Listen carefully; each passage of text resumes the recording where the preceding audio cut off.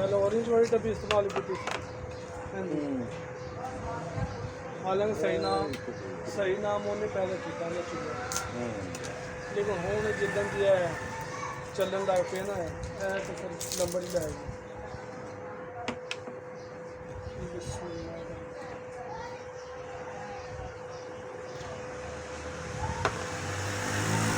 चाहे कोई दोस्त हो कोई लेडीज हो जिन्हों भी दे देंगे ना उन्हें सिदक नहीं आना, उन्हें कहना कि सानू और लिया। और इनकी और चैकिंग करनी हो ना तो वीडियो सारी चल रही टिकटॉक यूट्यूब स्नैप पर 100 हिसाब ना वीडियो चल रही है रोजाना।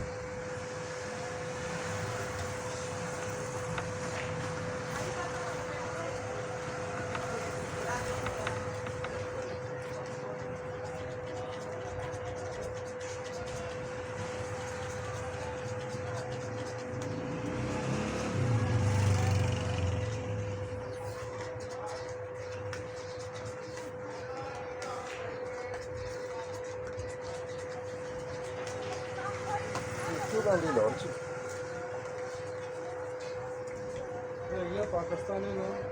पर है पूरे दिन आगे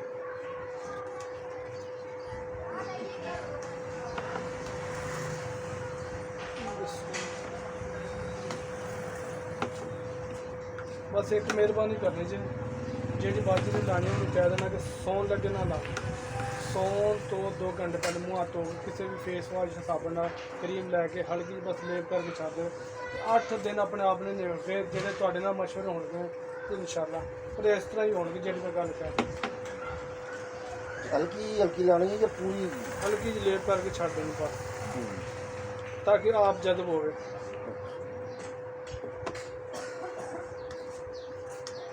सुबह दौड़ाना सुबह ही मुँह तो साबन नाल वैसे नाल फेस यार मैं कह तो रहा कि मैं तारीफ नहीं कर रहा, अगली दफ़ा इंशाल्लाह मेरा अल्लाह हुक्म नाल आपे कहेंगे यार बना खा और ये पूरे डब्बी भी नहीं लगने उस तो पहलों आएगा।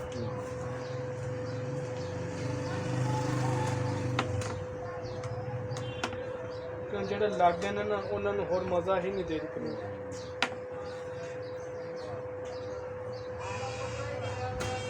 और फिर मज़ेदार की गल कोई टूब नहीं पाई कोई कैप्स नहीं पाया जिन्होंने चेहरा लाल हो या मसाल तौर पर जो बंदे क्रीमा ला लेंगे ना खराब हो जाए खराब हो जाए वो न्यू रिपेयर कर देगी इस तरह कर देगी कि छड़ गल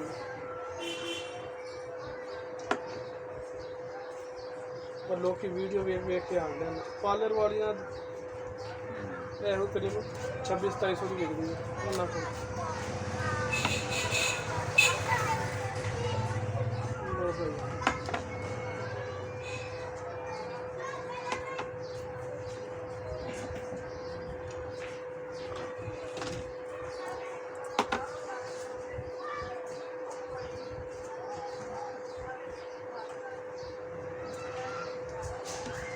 ਇਹ ਆਪ ਹੀ ਲਾਵੇਂ ਇਹਦਾ ਡਰ ਕੋਈ ਨਹੀਂ ਹੈ। हाँ ये गारंटी है चेक तो उत्थे होंदा जेड़ा बंदा यार अज आ गया अगे भी आने सर गारंटी है महल्ले च रहने इंशाल्लाह अल्लाह दे हुक्म नाल जाने बाहर भी कभी नहीं